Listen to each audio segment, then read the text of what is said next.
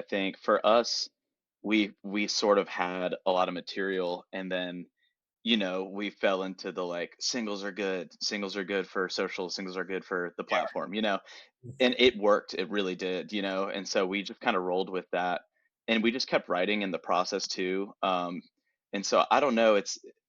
I think it may be a bit of a different approach when you're thinking about like the vastness of like an album versus just one song. Mhm. Um, but I don't think that's necessarily a bad thing. I think that like conceptually you can come up with a lot more cool, like, I don't know, if you really want to get down to it and do like a full concept, or if you want things to kind of weave in and out of each other and things like that, it's cool.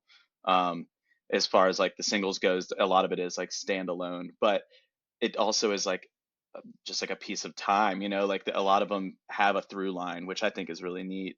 And that was like part of the whole reason we just put out like a compilation of all of them just to have, Right. because we were like, that was like a segment of the band's timeline, and we want to, we kind of want to honor that, and to be able to move forward, it's nice to have that as almost like a bookmark.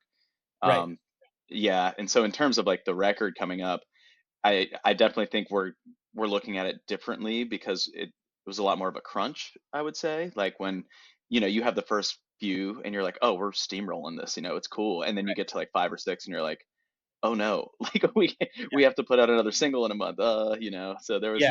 there's a bit of that pressure that comes with the singles, but I think it's cool, I think that can create some cool things too.